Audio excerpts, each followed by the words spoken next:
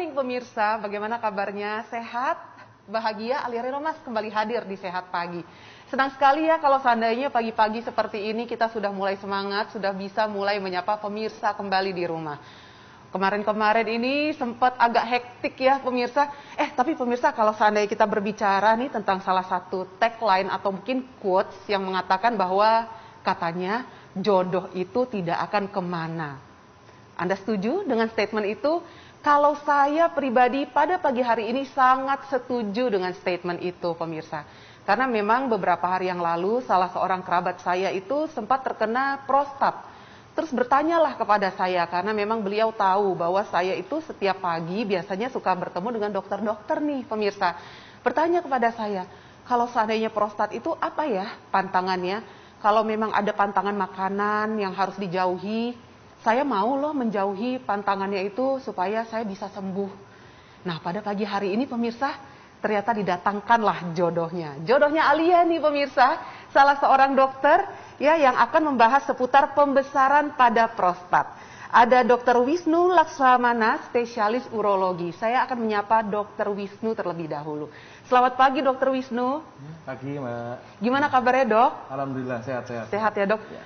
Dokter Wisnu ini jodoh saya dok, karena memang beberapa waktu yang lalu, jujur dok, ada salah satu anggota keluarga yang memang terkena prostat dan bertanya kepada saya, sebenarnya pantangan prostat itu apa? Nah, nanti sebelum kita bahas ya dok ya, mungkin untuk pantangannya, sekarang kan pada pagi hari ini kita akan membahas seputar pembesaran pada prostat. Nah, maksud dari pembesaran pada prostat ini apa sebenarnya dokter Wisnu? Silakan dokter. Iya, jadi selamat pagi teman-teman yang sedang menyaksikan. Jadi sebelum saya menginjak ke pembesaran prostat, apakah itu pantangannya dan sebagainya macamnya, pertama kita bahas dulu sebenarnya prostat itu apa sih? Karena masih banyak nih teman-teman yang di luar sana yang masih belum begitu paham sebenarnya prostat itu apa dan di mana dia tempatnya dan sebenarnya gunanya apa sih gitu. Jadi prostat itu adalah suatu jaringan atau organ atau kelenjar yang dimiliki oleh semua laki-laki. Jadi dapat ya, semua laki-laki punya prostat. Gunanya dia sebenarnya apa sih? Fungsinya prostat ini pada saat kita usia muda, dia adalah kelenjar yang memberi makan sel sperma saat laki-laki itu masih aktif reproduksi. Itu gunanya dia. Nah, seiring dengan waktu, di atas usia 50 tahun, pasti akan mulai terjadi pembesaran. Dan ini tidak bisa dicegah, karena ini adalah pengaruhnya dengan hormon laki-laki. Jadi selama hormon laki-laki atau testosteron itu diproduksi, dia pasti akan terus membesar. Bedanya adalah ada yang pembesarannya lambat, ada yang memberikan gejala, ada yang tidak. Nah, tempatnya dia di mana nih prostat nih? Karena semua banyak pasien yang juga nanya, dok, prostat itu di mana sih dok? Apakah di sini? Apakah di sini? Apakah di sini? Nah, prostat itu tidak bisa kita lihat kalau dengan mata, karena dia ada di dalam tubuh kita, di bawahnya kandung kemih. Jadi dia adalah jaringan yang menjepit saluran kencing yang keluar dari kandung kemih. Bisa dibayangkan kalau salurannya itu ada sesuatu benda yang menjepit dan dia membesar, pasti akan sempit lubangnya jadinya. Jadi akan susah keluar kencingnya. Itu salah satu tanda utamanya. Jadi itu pendahuluan saya dulu tentang apa dan sebenarnya buat apa sih prostat itu. Dan apakah semua laki-laki pasti akan terkena penyakit prostat atau pembesaran prostat? Ya, saya jawab ya. Cuman ya itu bedanya adalah ada yang lambat, ada yang cepat, ada yang langsung memberikan gejala, ada yang tidak. Gitu aja. Jadi semua laki-laki akan terkena istilahnya itu pembesaran prostat ya dok ya? Iya, semua laki-laki. Nah, seperti kalau pada wanita mungkin bisa dianalogikan dengan menopause, pasti semua akan menuju ke sana. Oke. Tapi yang membedakan adalah cepat atau lambatnya. Ini maksud cepat atau lambat ini apa dok? Apakah dari segi usia kah, ataukah mungkin dari segi kecepatan pembesaran prostatnya sendiri atau bagaimana ini dokter Wisnu? Jadi yang membedakan adalah kecepatan atau progresivitas pembesarannya itu. Karena itu berhubungan dengan tingkat produksi hormon tiap orang yang beda-beda. Ada yang dia tingkat produksi hormon laki-lakinya itu sangat tinggi sehingga membesarnya dia cepat. Ada yang biasa-biasa saja sehingga pembesarannya lambat. Tapi tidak selalu pembesaran yang cepat atau yang besar sekali itu langsung memberikan keluhan, juga tidak. Itu bervariatif. Ada yang prostatnya tidak begitu besar tapi dia sudah mengalami kesulitan untuk buang air kecil, mulai sampai susah untuk mengejan sampai dia tidak bisa buang air kecil. Ada juga orang yang prostatnya sudah membesar, diperiksa prostatnya sudah membesar sekali, tapi dia keluhannya biasa-biasa aja, itu juga ada. Jadi macam-macam. Oke, jadi tanpa keluhan bisa jadi seperti itu ya dok ya. Nah sekarang kita kan ingin membahas tentang pembesaran pada prostat itu ya dok ya. Kita ingin tahu juga dok sebenarnya gejalanya apa. Kalau tadi dokter Wisnu sempat mengatakan mungkin susah buang air kecil ya dok ya. Itu adalah salah satu gejalanya. Salah satunya betul. Selain itu apa lagi dok gejalanya? Jadi bisa saya jelaskan secara sistematik ya, pelan-pelan aja. Karena kan bisa dibayangkan kalau saluran kencing kita di dalam itu dijepit oleh organ yang namanya prostat ini. Pasti kan dia jalan keluarnya jadi sempit. Satu, keluhan yang paling banyak terjadi adalah memang susah buang air kecil. Jadi saat mau ke kamar mandi, sudah sampai kamar mandi, harus nunggu lama dulu, baru kencingnya keluar. Dia harus ngeden sekuat tenaga, baru kencingnya keluar. Dan karena jalannya itu sempit, seringkali juga terjadi saat dia sudah keluar air seninya, saat dia sudah keluar kencingnya, dia terputus di tengah. Jadi keluar kencingnya, lalu tiba-tiba seperti mampet. Lalu dia mengejan lagi, akan keluar lagi. Yang nomor berikutnya adalah pancarannya tentu tidak begitu bagus. Saat mungkin masih muda pancaran kencingnya bagus bagi laki-laki, lalu saat sudah terkena pembesaran prostat, dia hanya menetes saja atau pancarannya sangat lemah. Walaupun orang itu sudah mengejan sekuat tenaga, tetap pancarannya lemah. Lalu yang berikutnya setelah selesai kencing, biasanya tidak tuntas, rasanya kok masih pingin ke belakang lagi ya dok, atau masih netes. Atau sampai juga dengan keluhan-keluhan yang lebih lanjut, yaitu keluar darah, atau sampai tidak bisa kencing sama sekali. Itu yang paling terakhirnya. Nah kalau untuk soal penyebabnya dok, selain ini kalau tadi dokter Wisnu mengatakan itu adalah faktor usia yang memang tidak bisa kita hindari pemirsa gitu ya. Yang biasanya menyerang pria usia 50 tahun ke atas. Selain itu dok, apakah ada penyebab lain selain dari hormon kah? Atau mungkin adakah penyebab lain dari penyakit gitu? Itu apa dok, penyebab dari pembesaran prostat itu sendiri? Jadi kalau sampai sementara ini, sampai selama ini ya, dari penelitian dan literatur yang ada secara klinis juga, sebenarnya penyebab untuk pastinya eksaknya bahwa ini pasti menyebabkan pembesaran prostat itu sama sekali juga masih diteliti. Karena memang faktor yang paling berperan memang hormon. Jadi selama produksi hormonnya itu masih diproduksi bagus atau tinggi sekali produksi hormonnya, dia pasti akan membesarnya sangat cepat. Nomor dua, mungkin faktor-faktor yang bisa mendukung dia akan lebih cepat membesar adalah terjadinya infeksi. Dimana kalau terjadi infeksi di saluran kencing bagian bawah, tentu akan meningkatkan reaksi radang di sana. Nah, reaksi radang ini juga akan memacu pertumbuhan dari sel-sel prostat tadi itu. Itu mungkin salah satunya.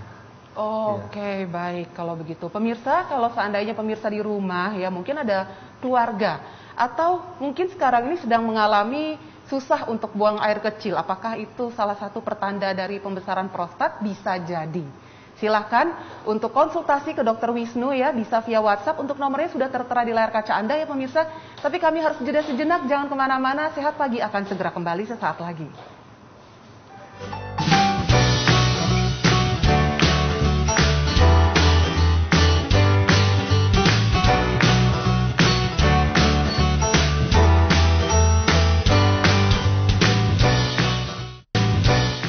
Pemirsa di rumah pasti pernah mendengarkan ya mitos yang berkembang di masyarakat yang mengatakan bahwa oh dia kena prostat, ya kasihan ya, soalnya dulu pas masih mudanya jarang berhubungan intim dengan istrinya.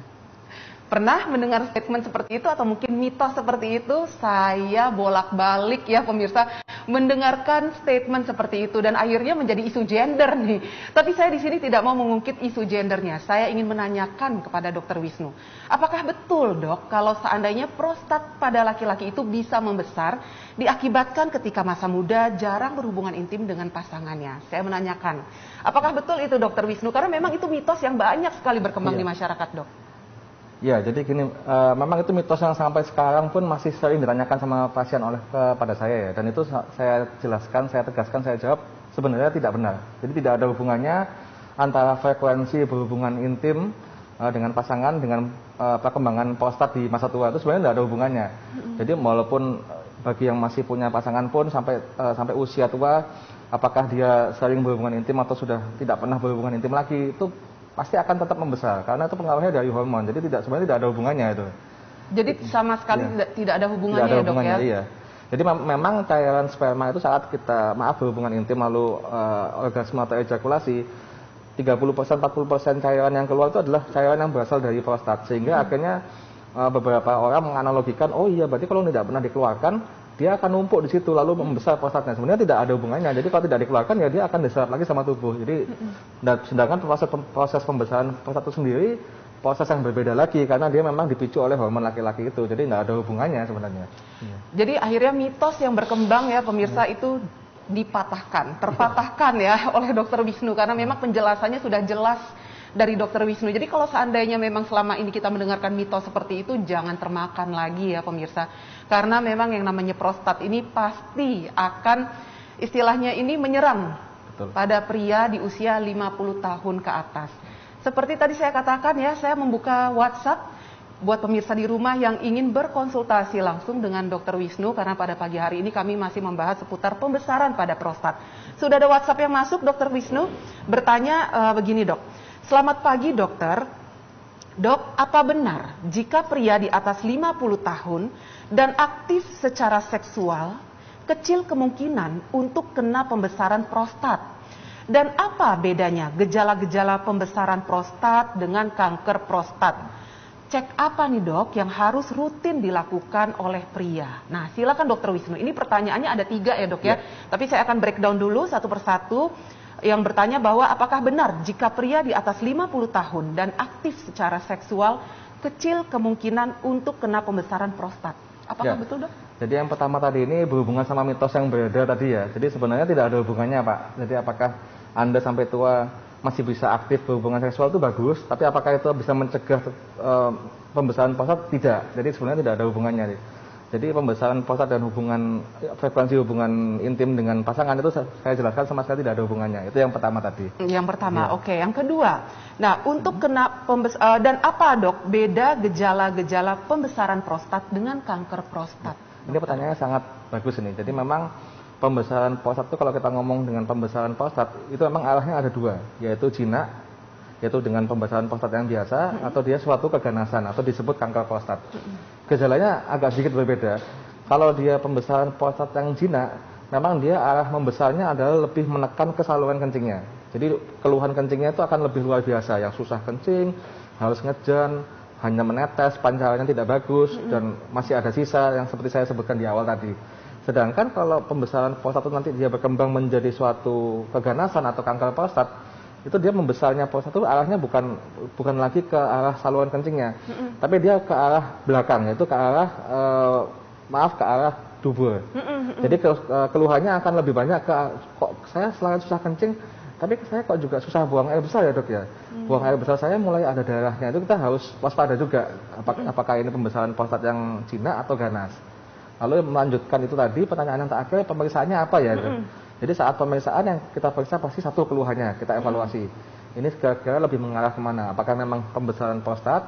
Apakah yang lainnya? Lalu bila pembesaran prostat dari riwayat keluhannya, apakah ini ganas atau jinak kira-kira? Lalu nomor 2 adalah kita lakukan pemeriksaan fisik, yaitu yang wajib dilakukan. Ini mungkin tidak nyaman bagi beberapa pasien. Kita wajib melakukan pemeriksaan namanya colok dubur. Jadi kita periksa dari duburnya, kita raba prostatnya, apakah ini konsistensinya pembesarannya jinak atau ganas, karena sangat amat berbeda yang jinak sama yang ganas. Nomor berikutnya adalah dengan pemeriksaan radiologi, yaitu USG atau sampai ke CT scan. Lalu pemeriksaan lab yang biasanya kita tentukan adalah kita periksa adalah namanya prostat spesifik antigen, atau mungkin banyak pemirsa juga sering membaca PSA. Itu sebenarnya memang suatu yang diperiksa di dalam darah kita untuk kadar apakah prostat ini pembesarnya arahnya ke jinak atau ganas. Itu aja yang wajib kita periksa sebelumnya. Dan untuk pemeriksaan itu apakah harus diperiksakan ketika sudah ada keluhankah atau mungkin diperiksakan sebelum ada keluhan, Dokter Wisnu? Jadi kalau untuk pemeriksaan ya sebaiknya memang kita sebelum ada keluhan yang terlalu parah banget, begitu usia Anda ya laki-laki usia di atas 50 tahun lah, terus mulai ada keluhan sedikit aja sama buang air kecil lah, kok mulai agak enak ya, mulai agak susah. Jangan nunggu sampai parah banget, jadi harus langsung periksa aja ke dokter. Apakah ini bisa di screening, lalu sebagai ditetapkan apakah memang karena prostatnya atau karena yang lain. Karena memang keluhan buang air kecil itu sendiri tidak selalu karena prostat, enggak. Bisa karena penyakit yang lain, bisa karena infeksi atau batu.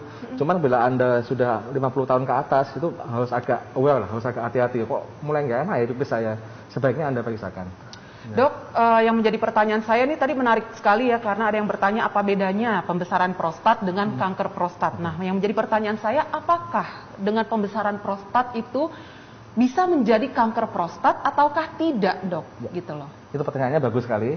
Jadi memang saya jelaskan di awal tadi, memang kalau kita ngomong tentang pembesaran prostat maupun oke lah pembesaran di organ yang lain, pasti arahnya dua, antara dia jinak atau ganas. Kalau jinak ya pembesaran prostat biasa, kalau ganas namanya kanker prostat. Lalu ditanyakan apakah kalau orang sudah terkena pembesaran pada prostat, apakah dia ke depannya bisa berkembang menjadi suatu kanker atau keganasan? Bisa jadi. Satu, memang kenapa kita bisa terkena kanker? Satu, memang tiap-tiap individu itu pada DNA-nya itu memang sudah membawa protein kogen atau bakal atau cikal bakal menjadi suatu organ itu menjadi kanker atau tidak, itu faktor risikonya. Biasanya dia ada riwayat di keluarga yang sebelumnya, mungkin ayahnya atau kakeknya ada yang terkena kanker prostat, itu kita harus hati-hati. Nomor dua, pada orang yang sudah terkena pembesaran prostat lalu dia terjadi iritasi atau infeksi yang berulang, jadi dia sering anyang-anyangan, terus sering nahan kencing, akhirnya terjadi infeksi, inflamasi, akhirnya sel-sel prostat yang tadi dia membesar untuk menjadi sel prostat yang biasa, karena akhirnya sering terjadi inflamasi atau keradangan atau infeksi, dia akan bermutasi menjadi keganasan, itu bisa. Nomor tiga adalah teori tentang radikal bebas, jadi kebiasaan merokok, polusi dan segala macam itu juga bisa mengindus terjadinya kanker prostat, iya bisa. Jadi memang ini istilahnya bisa berkembang menjadi kanker tergantung dari istilahnya lifestyle-nya juga. Betul, ya dok ya. Lifestyle dan faktor risiko tadi. Makanya saya bilang begitu ada keluhan lebih baik langsung diperiksakan deh, jangan coba-coba itu.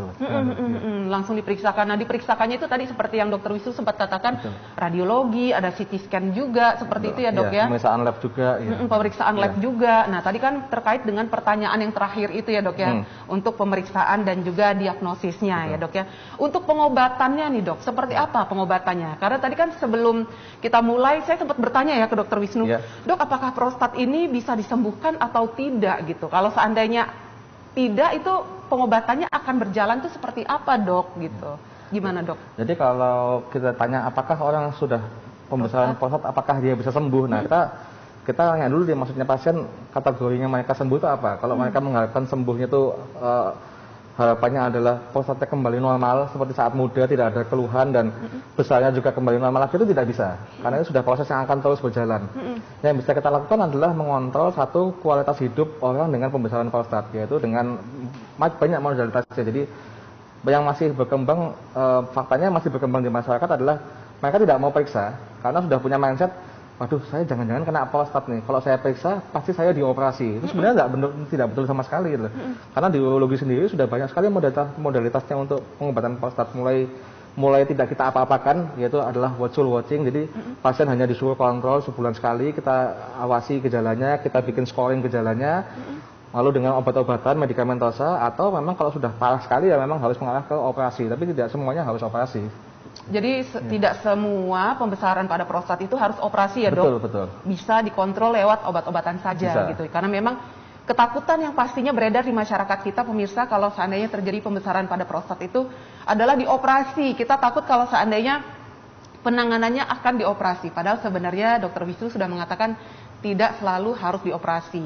Lebih baik diperiksakan langsung ya ketika memang ada keluhan, supaya ini keluhannya tidak berkepanjangan atau istilahnya bisa dikontrol oleh dokter yang menangani. Pemirsa, kalau seandainya ingin berkonsultasi lagi ya dengan dokter Wisnu seputar pembesaran pada prostat, silakan bisa via WhatsApp ya pemirsa.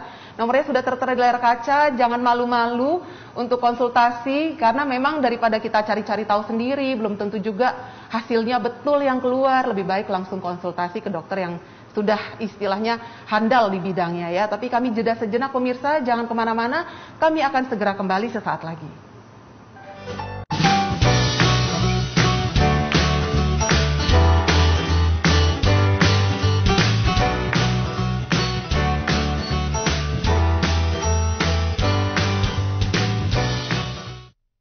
Jika kita ada keluhan pemirsa, atau mungkin anggota keluarga ada keluhan tentang prostat gitu ya, pastinya kita itu ingin sembuh atau setidaknya meminimalisir keluhan gitu ya. Kalau seandainya selama ini keluhannya untuk pipis atau buang air kecil itu terasa sakit atau terasa tidak tuntas gitu, kita tuh pengennya sembuh loh pemirsa.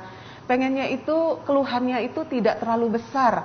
Nah makanya sekarang ini saya ingin tanya dulu nih ke dokter Wisnu, kalau seandainya memang terjadi pembesaran prostat, pengobatannya akan seperti apa nih? Perawatannya apakah bisa dilakukan secara mandiri dari rumah kah? Karena memang zaman sekarang kita itu apa-apa pengennya merawat sendiri dari rumah ya. Kalau untuk datang periksa ke dokter ya mungkin sebulan sekali, tapi selebihnya kita ingin merawat secara mandiri di rumah. Saya akan langsung tanyakan kepada Dokter Wisnu, gimana dok untuk pengobatan pembesaran prostat ini? Apakah bisa dirawat secara mandiri di rumah kah atau bagaimana dokter? Ya, jadi itu pertanyaannya bagus ya. Jadi bagaimana sebenarnya penanganan pada pembesaran prostat? Apakah harus langsung opname atau ke dokter atau langsung tindakan atau bisa di rumah dulu atau bagaimana? Yang pertama adalah memang tergantung dari derajat keparahan, keluhan, dan prostatnya itu sendiri. Saat pertama kali periksa akan kita evaluasi scoring untuk kesulitan buang air kecilnya, lalu juga kita lakukan pemeriksaan fisik dan radiologi penunjang juga. Lalu akan kita putuskan pada pasien ini, karena tiap pasien dengan kasus pembesaran prostat yang sama, dengan volume yang sama pun penanganannya bisa berbeda karena tergantung keluhannya juga. Satu, bisa jadi memang ya sudah, kalau ini memang Bapak pembesaran prostatnya masih ringan, keluhannya tidak berat. Jadi Bapak hanya saya sarankan sebulan sekali kontrol untuk saya evaluasi, scoring lagi. Selanjutnya di rumah saya minta dicatat untuk jumlah kencingnya, 2 keluhan-keluhan yang terjadi tiap hari. Jika memang itu tidak ada perburukan ya tetap kontrol seperti itu saja. Tapi pada derajat yang lebih agak berat lagi sedikit, memang butuh obat-obatan. Obatnya itu sebenarnya fungsinya apa sih? Satu, dia untuk melegakan atau melonggarkan saluran kencing yang terjepit sama prostat tadi. Nomor 2, memang diberikan satu obat lagi yang secara hormonal dia agak menekan produksi hormon laki-laki itu supaya tidak langsung berubah menjadi sel prostat yang baru, bisa diputus jalurnya. Tapi memang tidak berarti lalu ya langsung pasti sembuh dengan itu, enggak. Jadi memang itu kita hanya mengontrol saja. Untuk menghentikan sama sekali nggak mungkin, kecuali orangnya dikastrasi, tapi kan itu tindakan yang tidak perlu. Nomor 3, baru kita lakukan evaluasi untuk tindakan. Kalau orangnya satu dengan pengobatan tidak berhasil, dengan evaluasi 3 bulan dia gejalanya semakin memburuk atau terjadi seperti tidak bisa berakal, sampai dipasang kateter dan segala macam, ya itu harus lakukan tindakan. Tindakannya apa ya? Istilahnya operasi, tapi bukan operasi yang selalu harus dibedah lalu berdarah-darah dan segalanya, enggak. Kita di urologi sudah punya banyak modalitas operasi juga. Dari endoskopi, kita bisa kalau dari endoskopi jadi teropong lah, istilah awamnya itu diteropong lalu dilaser atau kalau bagian yang membesar itu supaya dia tidak buntu lagi. Lalu apakah di rumah bisa dilakukan perawatan sendiri? Iya, pada saat gejala-gejala yang masih bisa ditangani dengan obat terutama. Tapi kalau sudah pakai kateter dalam jangka lama ya harus segera tindakan, karena kalau pakai kateter dalam jangka lama mau sampai kapan itu? Lama-lama akan dari kateternya sendiri akan jadi infeksi. Memang ada beberapa pasien yang setelah dipasang kateter, lalu dia mungkin tidak sengaja terlepas nih kateternya. Tiba-tiba dia bisa kencing sendiri. Nah itu harus kita evaluasi apakah yang dimaksud dengan beliaunya itu bisa kencing sendiri itu memang bisa lancar kencingnya, atau dia sebenarnya yang keluar adalah kelebihan kencing yang tidak tertampung di kandung kemihnya karena sudah penuh kandung kemihnya. Itu harus dievaluasi betul. Memang ada kalanya saat pasien tidak bisa kencing pertama kali, selain karena pembesaran prostat, dia juga ada pengaruh dari reaksi inflamasi atau radang.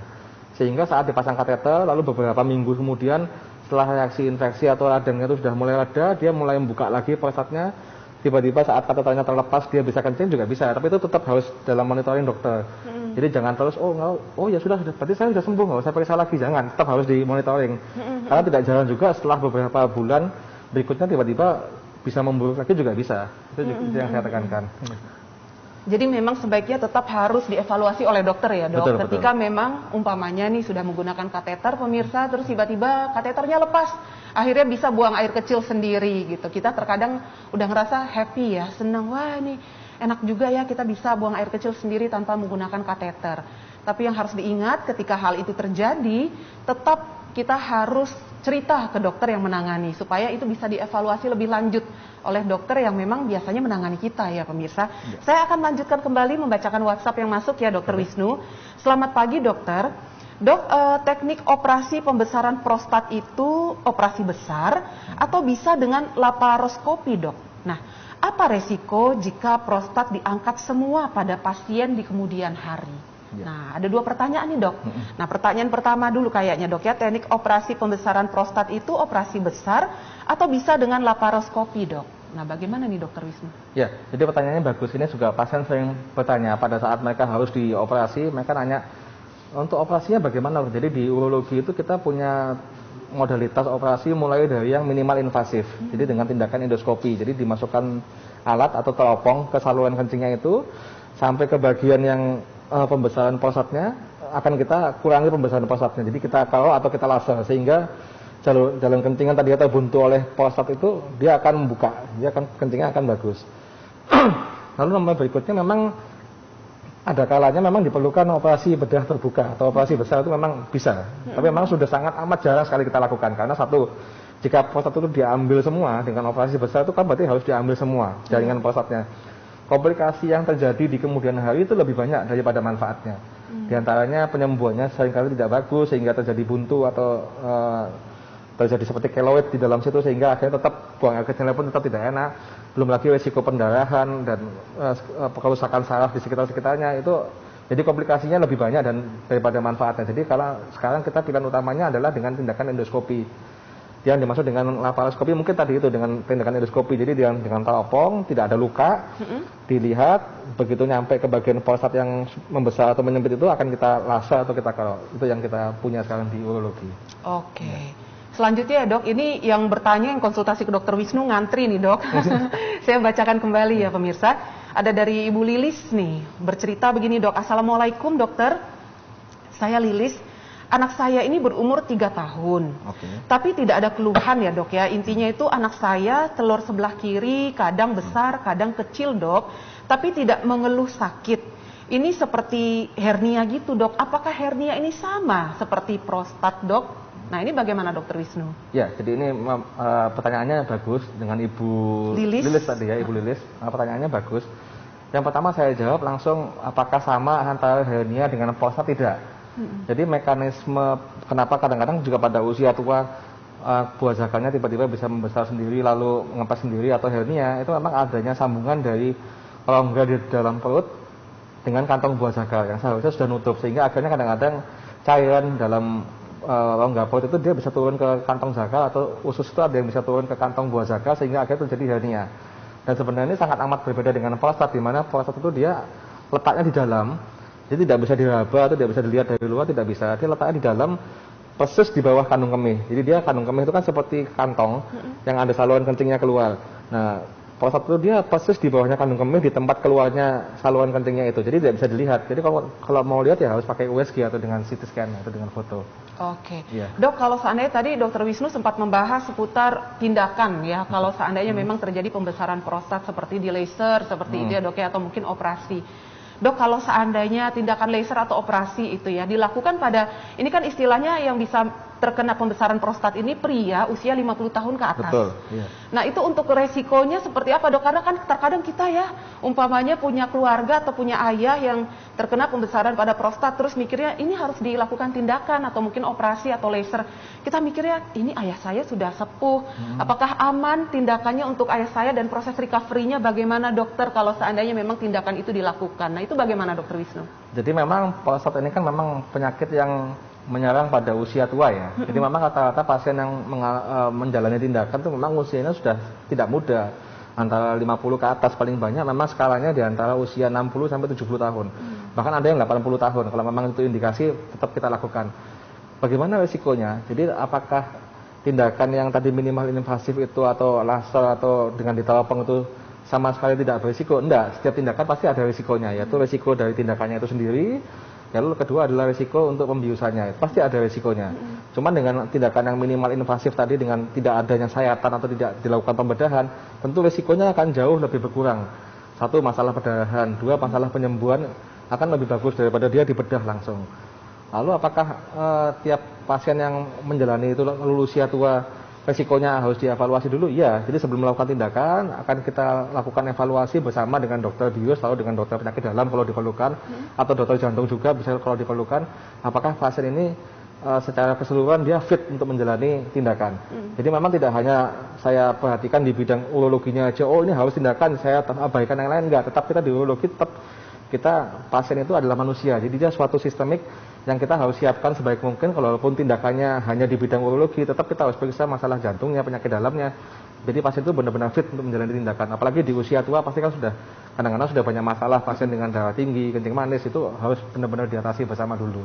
Jadi memang ada persiapannya ya dok ya. Kalau seandainya memang tindakan itu harus dilakukan pemirsa. Ini menarik sekali ya untuk membahas pembesaran prostat ini pemirsa, karena memang ini adalah salah satu hal yang terjadi atau mungkin akan terjadi pada pria, mungkin pada ayah kita ya, atau mungkin pada keluarga kita gitu di usia 50 tahun ke atas. Makanya kan lebih enak kalau seandainya kita ini sudah ada bekal, bisa tahulah bagaimana tentang prostat ini, bagaimana menanganinya. Jadi supaya kalau seandainya memang itu terjadi pada anggota keluarga kita, kita nggak panik gitu ya pemirsa. Tapi kami harus jeda sejenak, nggak apa-apa ya Dokter Wisnu? Boleh. Nanti setelah ini saya akan kembali membacakan WhatsApp yang sudah masuk, ini antusias dari pemirsa luar biasa.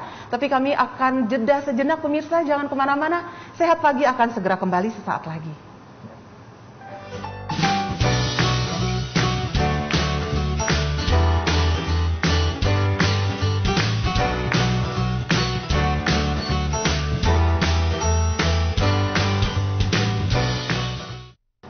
Kita sekarang sudah berada di segmen terakhir Sehat Pagi pemirsa. Ini yang WhatsApp yang masuk itu luar biasa banyaknya. Ini berarti antusiasme dari pemirsa ini yang ingin tahu tentang prostat ini memang luar biasa ya. Saya akan langsung bacakan saja pemirsa.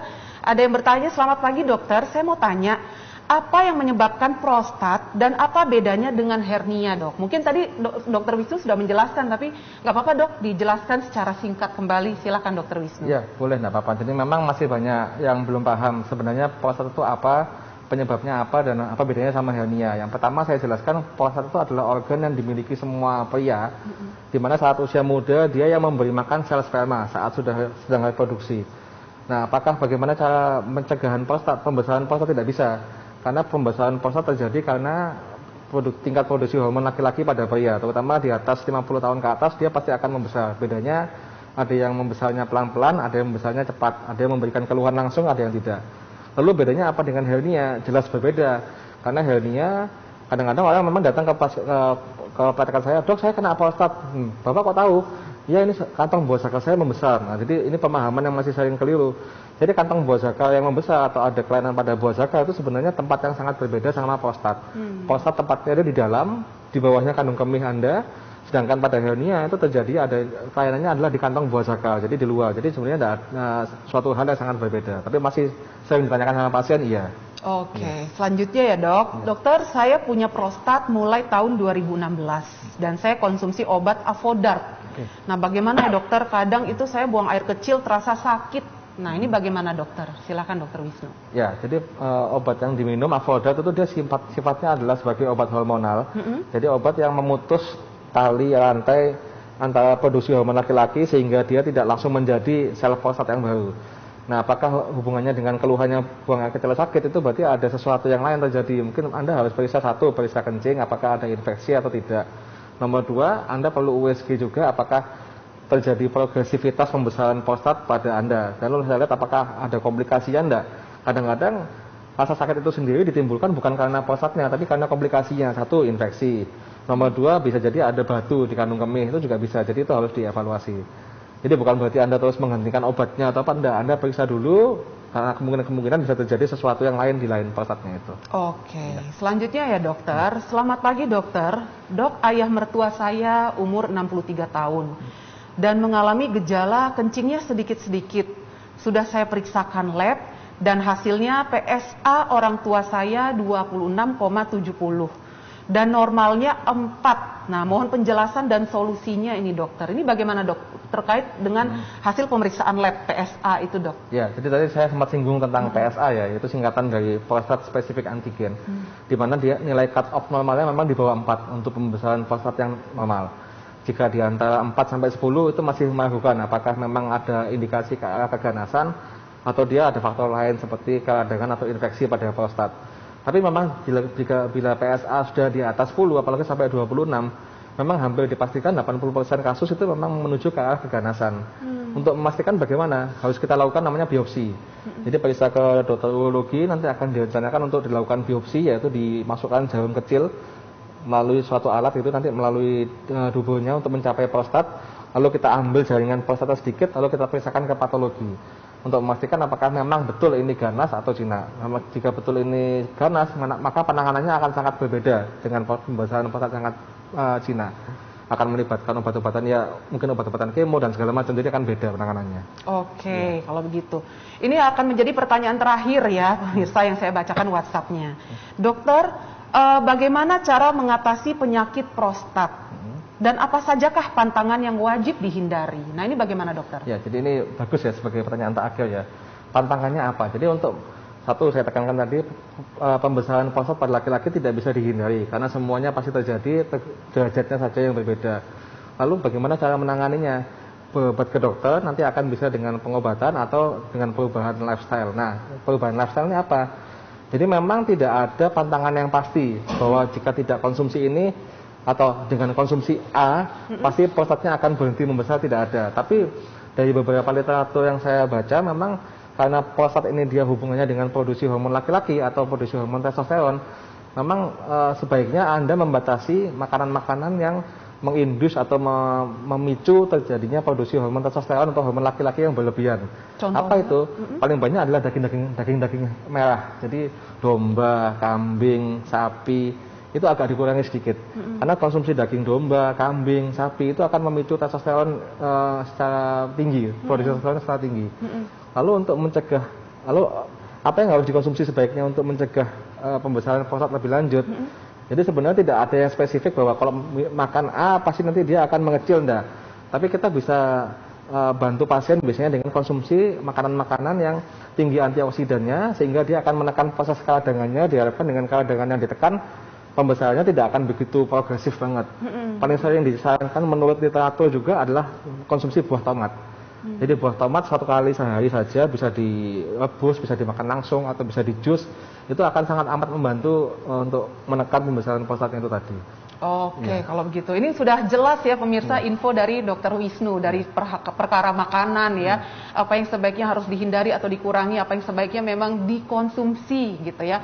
Sudah jelas dan akhirnya mitos yang selama ini juga berkembang di masyarakat tentang wah ini sih kena prostat gara-gara kurang berhubungan intim dengan pasangan dipatahkan juga. Jadi tolong mulai sekarang jangan disalahkan lagi ya dok ya, nggak boleh salah menyalahkan. Iya. Tidak ada isu gender di sini kalau begitu ya.